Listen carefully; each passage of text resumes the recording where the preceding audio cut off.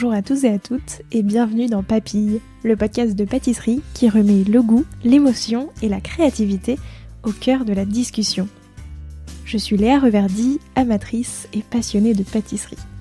Et cette année pour Noël, j'ai décidé, pendant tout le mois de décembre, de vous proposer un format un peu spécial, un calendrier de l'Avent en podcast.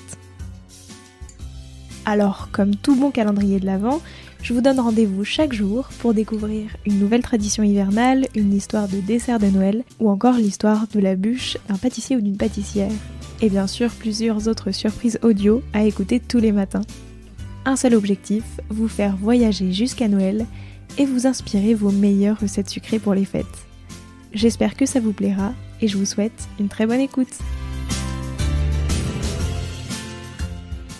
Depuis quand est-ce qu'on met des chocolats dans le calendrier de l'Avent ?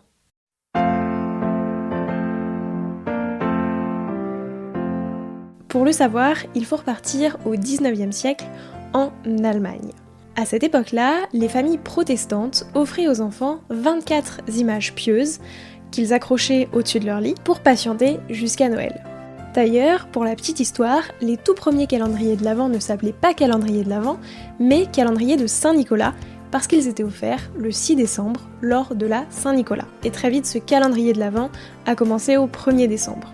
Il s'est ensuite appelé calendrier de Noël, puis finalement calendrier de l'Avent. Une autre variante proposait d'ailleurs de tracer 24 traits sur le mur ou sur une porte. Mais sa véritable invention est attribuée à l'allemand Gerhard Lang. Pour la petite histoire, lorsqu'il était enfant, sa mère aurait eu l'idée d'accrocher 24 petits gâteaux, 24 vibeleux, donc qui sont des sortes de petites meringues cuites au four d'origine souabe, sur un carton. Et ses enfants avaient le droit d'en déguster une chaque jour jusqu'à Noël.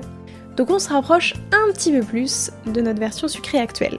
Une fois adulte et éditeur, Gerhard Lang a eu l'idée de regrouper les 24 images dans un seul carton, et donc de commercialiser le tout premier calendrier de l'Avent en 1908.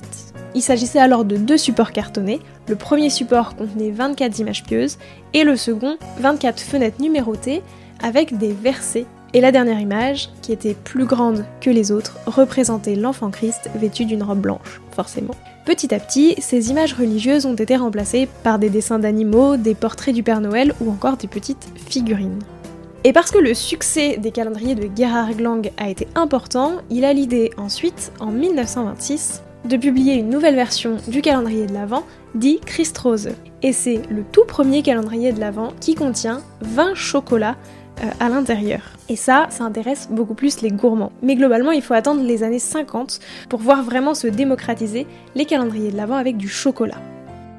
Et en France, la tradition des calendriers de l'Avent arrive véritablement dans les années 70. Aujourd'hui, le succès commercial des calendriers de l'Avent est tel que toutes les grandes marques et grandes maisons en ont un. Il existe des calendriers de l'Avent en version Lego, en version cosmétique, en version bière, en version vin, en version saucisson, en version fromage, et il existe même des calendriers de l'Avent pour les animaux domestiques. En bref, si sa forme a un petit peu changé depuis son origine, l'objectif est toujours le même, nous faire patienter jusqu'à Noël. Et moi, cette année, j'ai décidé de créer un calendrier de l'Avent en podcast pour Papille. Je vous donne donc rendez-vous tous les jours jusqu'au 24 pour découvrir une nouvelle petite surprise audio. Joyeux Noël! Merci d'avoir écouté cet épisode jusqu'au bout. Si vous avez une idée, une envie, une question ou tout simplement envie de discuter, rendez-vous sur mon compte Instagram @LéaRVRD. Il se pourrait même que d'autres petites surprises s'y cachent pendant ce mois de décembre. Et si l'épisode vous a plu, n'hésitez pas à le partager aux gourmands qui vous entourent et à le noter 5 étoiles sur Apple Podcast et Spotify et laisser un commentaire délicieux. Et moi je vous dis à demain pour découvrir une nouvelle capsule audio. Joyeux Noël!